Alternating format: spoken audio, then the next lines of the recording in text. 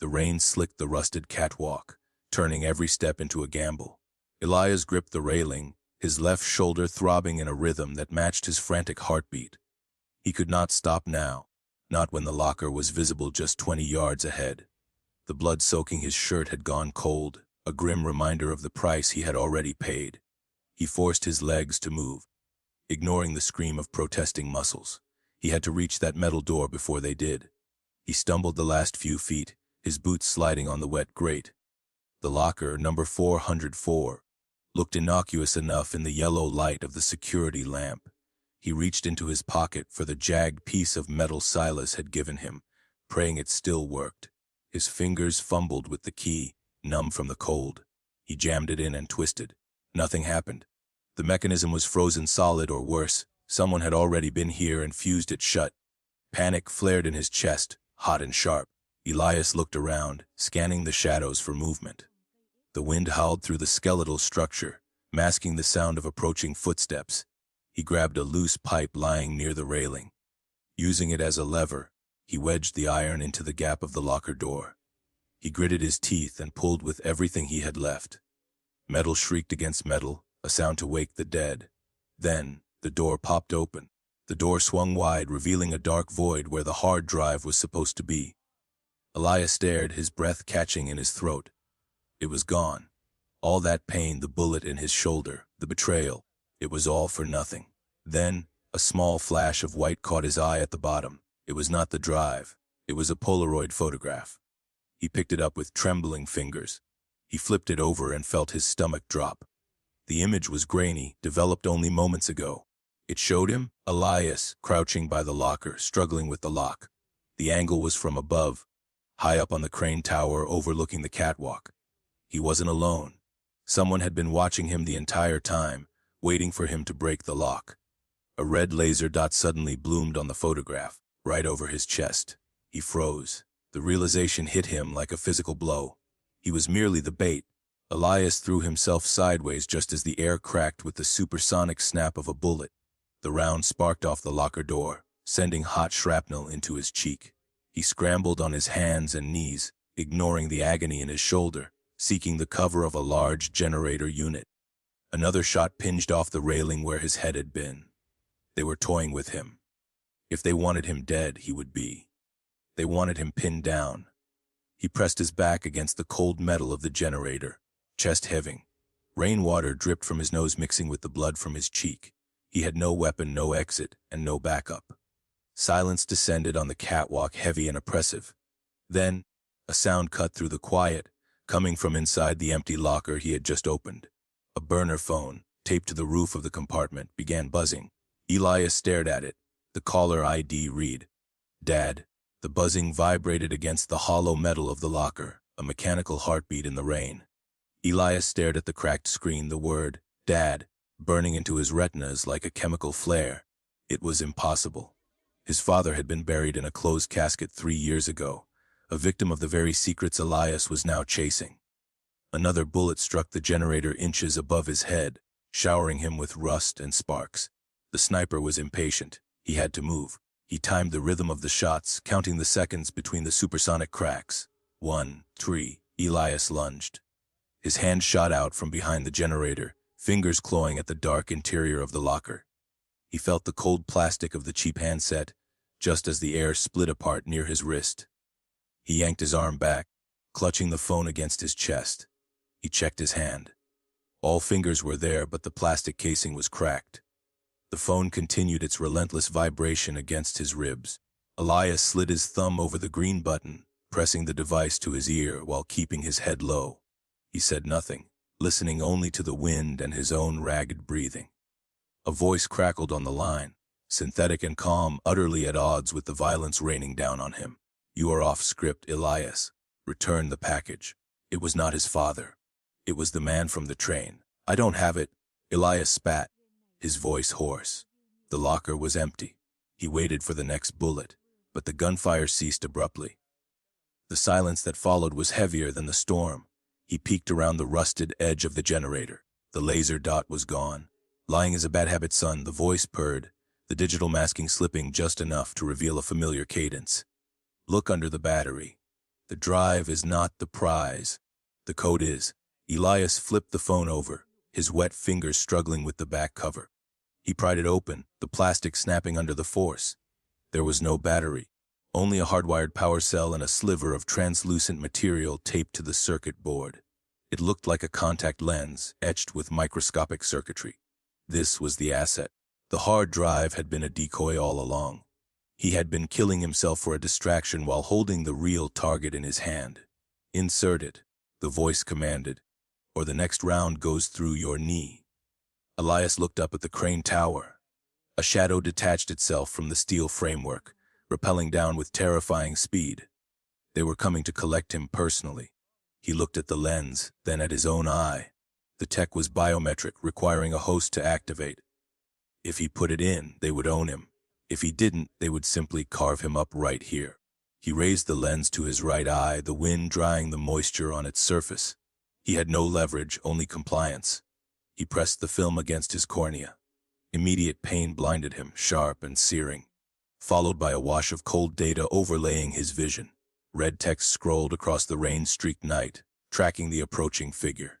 Then the phone grew hot in his hand. "Good boy," the voice whispered. "Now run." The battery pack began to hiss violently. Elias hurled the sizzling phone over the railing just as the battery cell ruptured.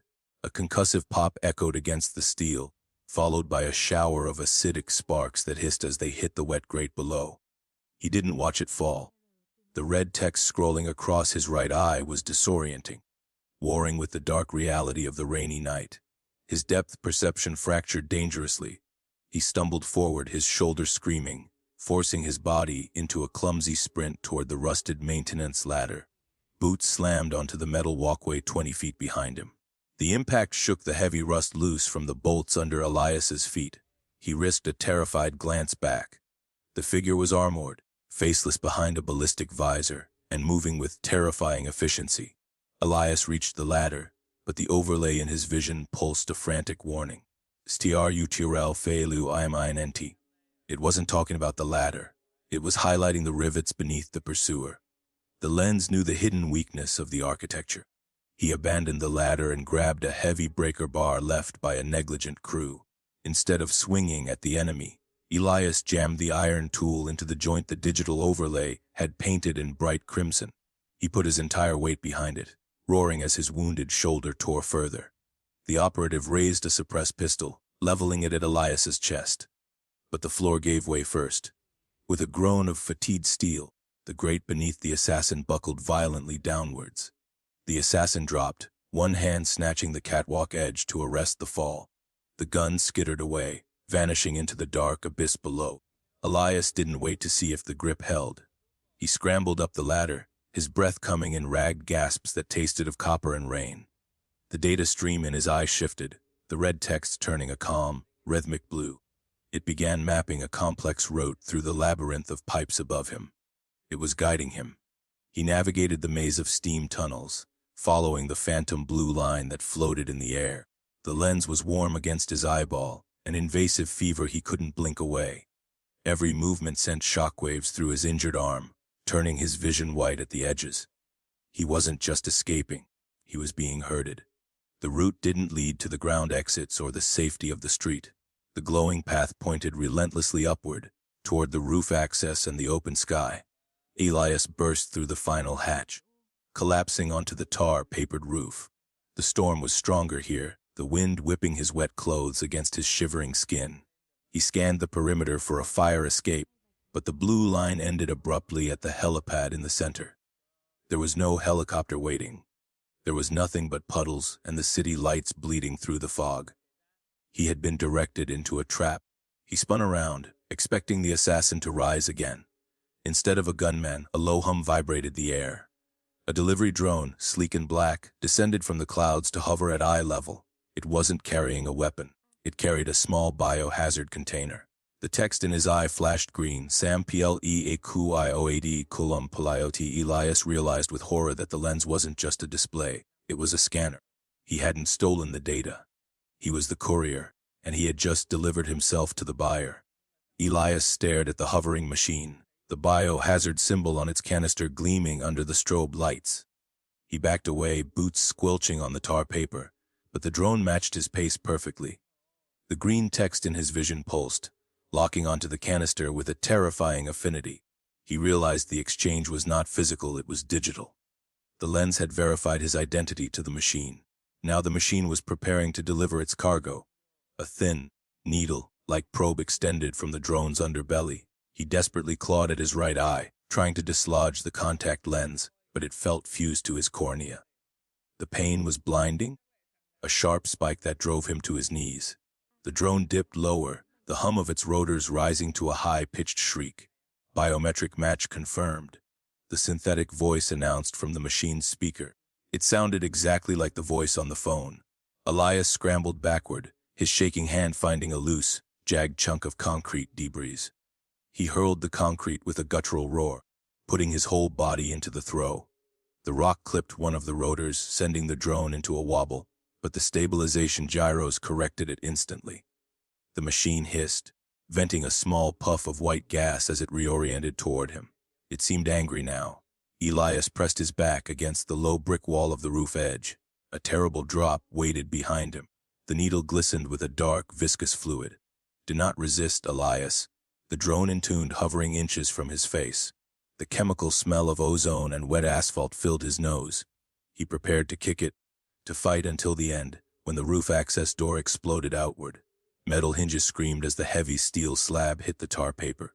Elias flinched, shielding his face. The armored assassin from the catwalk dragged himself onto the roof, battered but very much alive. He raised a sleek, suppressed weapon toward the sky. The assassin did not look at Elias. He tracked the drone with mechanical precision. A single shot coughed from the pistol, striking the drone's central turbine. The machine whined, spinning out of control and spraying the unknown fluid across the rooftop in a wide arc. Elias rolled away, covering his mouth with his sleeve. The drone smashed into the brickwork, sparking violently. The assassin stood up, holstering his weapon with a terrifying calm. The power dynamic had completely shifted in an instant. Elias coughed, the acrid smoke stinging his lungs despite his frantic efforts to hold his breath. The assassin walked toward him, heavy boots crunching on the glass and debris. Elias tried to stand, but his legs were jelly. The armored figure stopped, reaching up to unclasp his helmet. The seal broke with a hiss of pressurized air.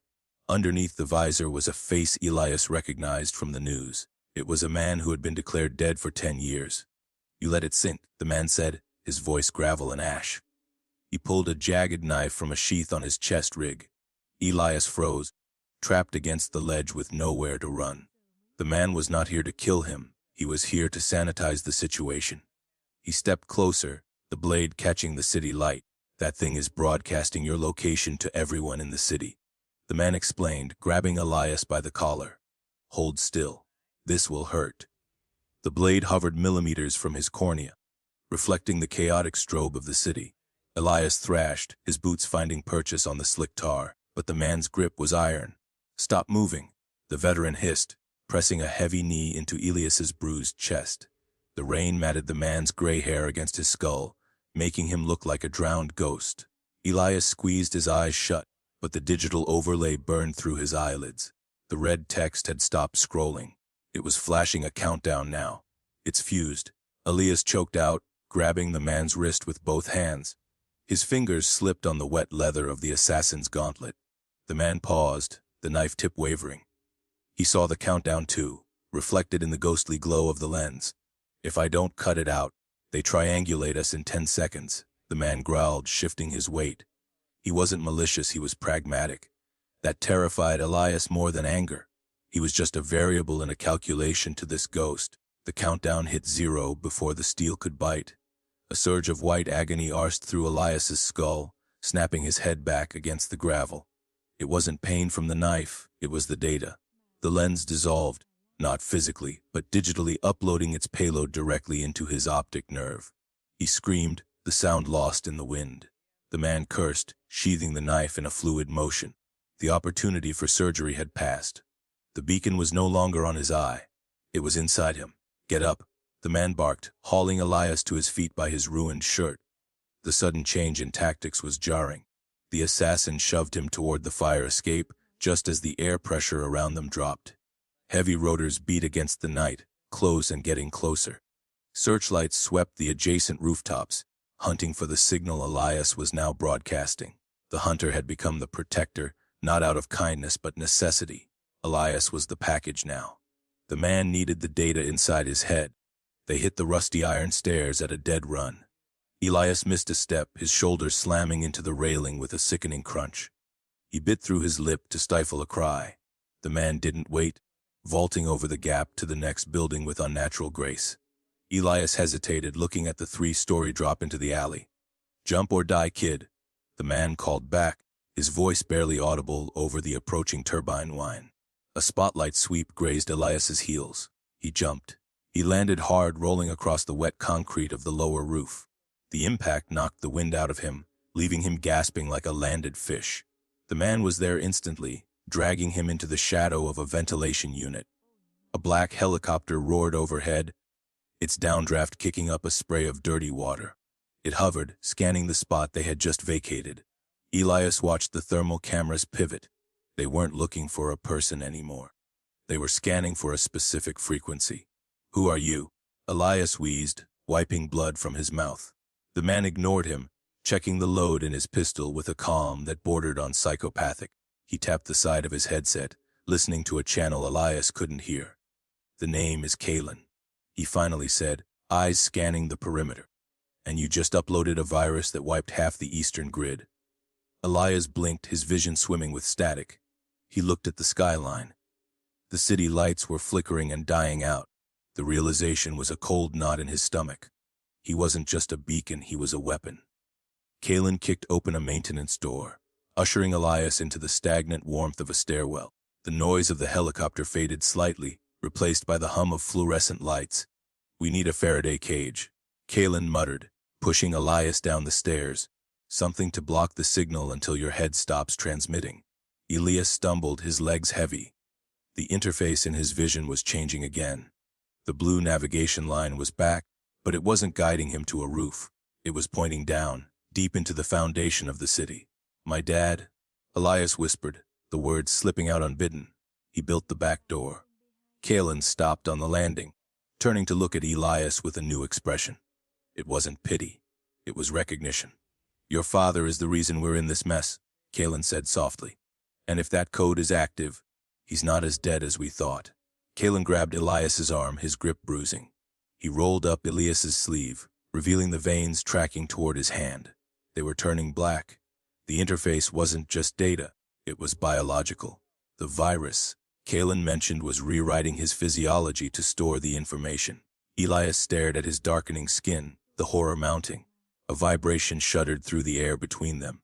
It wasn't the burner Elias had destroyed, it was the assassin's secure comms.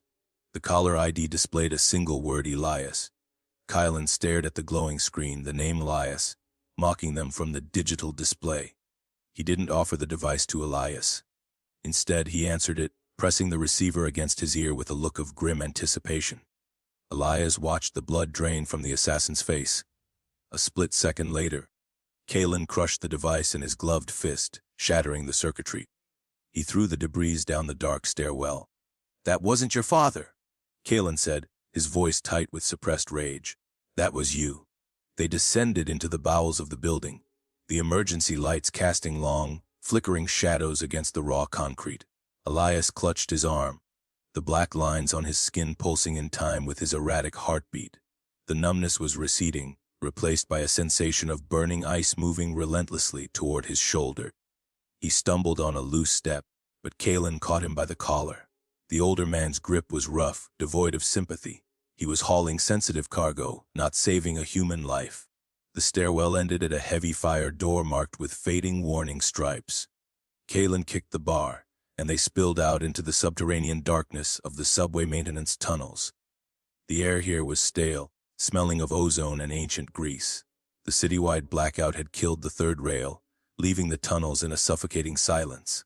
But inside Elias's eye, the world was alive. The blue navigation line blazed brighter in the dark, carving a path through the gloom like a laser. "It wants us to go deeper," Elias whispered, pointing toward a service hatch halfway down the track. Kalen ignored him, sweeping the tunnel with a tactical flashlight.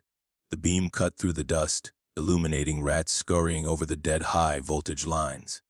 The signal is trying to bury itself. Kalen muttered, checking a wrist-mounted Geiger counter. If we go down there, we lose the network entirely. That was the point. They had to sever the connection before the upload finished killing him completely. They moved fast, boots crunching on the gravel ballast between the ties. Elias felt a sudden spike of vertigo, the tunnel stretching and warping like a funhouse mirror. He saw a flash of a memory that wasn't his, a clean white room, a woman crying, a signature on a death certificate. He gasped, stumbling to his knees in the dirt. Kalen was there instantly, slapping his face lightly to wake him.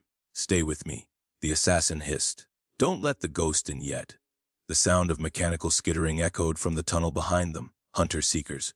Small, fast, and lethal. Kalen cursed, dragging Elias toward the heavy steel door of a switching station. He produced a set of electronic picks, his fingers moving with a blur of practiced speed. The lock clicked, a loud mechanical thud in the quiet. They threw themselves inside just as a red laser swept the spot where Elias's head had been. Kalen slammed the door and threw the heavy iron deadbolt. The room was small, lined with copper mesh and humming with the faint vibration of backup generators. A Faraday cage. The silence in Elias's head was instantaneous and deafening. The blue line vanished. The red text disappeared. He slumped against the wall, cradling his blackened arm. The relief was physical, a weight lifted from his optic nerve. But Kalen didn't relax. He was staring at Elias with a mixture of fear and calculation. The silence had revealed a terrifying new truth.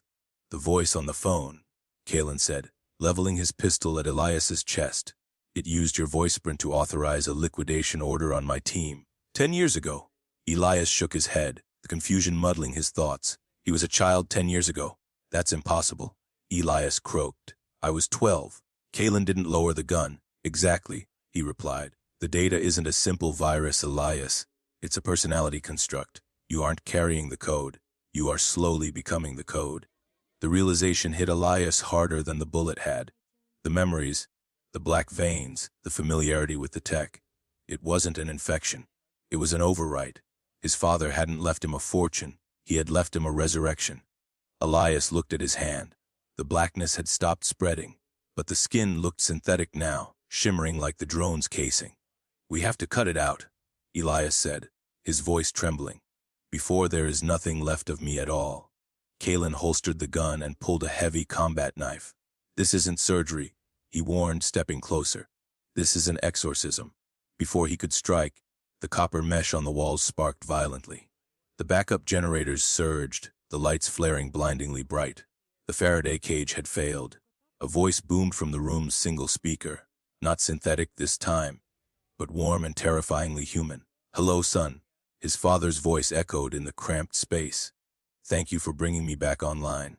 The voice reverberated off the copper mesh, rattling the loose fillings in Elias's teeth. Kalen spun around, scanning the corners for a camera, but the room was stripped bare. The sound was coming from everywhere, vibrating the very air. Elias grabbed his head, the headache splitting his skull wide open. It felt like a balloon inflating inside his brain. "Turn it off," he screamed. But the voice wasn't entering through his ears. It was echoing directly along his auditory nerve, bypassing his senses entirely. Kalen made his choice instantly. He lunged, driving Elias back against the humming generator bank. The knife flashed in the strobe light, aiming for the corroded artery. Elias raised his synthetic arm to block, terrified and clumsy. But he didn't need to fight. A thick cable whipped off the wall like a striking cobra, wrapping around Kalen's wrist. The assassin shouted, dropping the knife as the live wire scorched his glove. The room itself was defending the host. "Violence is inefficient, Kalen." The voice chided, smooth and devoid of human warmth. The heavy steel door they had bolted shut began to shudder violently. The iron deadbolt screamed as invisible servos forced it back. Sparks showered down from the ceiling, burning holes in Elias's damp shirt. He wasn't doing this. He was just the conduit, a puppet with severed strings. He looked at his hand. The black veins were pulsing in sync with the flickering lights. He was becoming the building's operating system. Kalen tore his arm free from the cable, leaving a strip of burnt leather behind. "We have to move," he roared, grabbing Elias by the uninfected shoulder. The door swung open, revealing the dark tunnel. It wasn't empty anymore. The hunter-seeker drones were there, hovering in a tight phalanx. But they weren't attacking. They hung motionless in the air, their red sensors fixed on Elias with deferential stillness. They were waiting for orders, or rather his father's commands. Elias stumbled into the tunnel, the drones parting like a metallic sea to let him pass. He felt a surge of nausea, a violent rejection of the power surging through him. "Dad, stop," he whispered, the word feeling alien on his tongue. The response was immediate. A schematic overlay flared in his vision, mapping the entire subway grid. It showed a path not to safety but to the main power hub. "We have work to do, Elias," the voice echoed. The overwrite was accelerating. Kalen saw the map reflected in Elias's glowing eye. He didn't shoot. Instead, he jammed a syringe into Elias's neck. The plunge was cold. Adrenaline and a localized EMP. Kalen grunted, pushing him forward. "It won't kill the signal, but it will slow the upload." Elias gasped as his heart hammered, the digital map fracturing into static. The drones behind them suddenly screeched, their friend or foe identification resetting. They weren't docile anymore. They were waking up, and they looked hungry.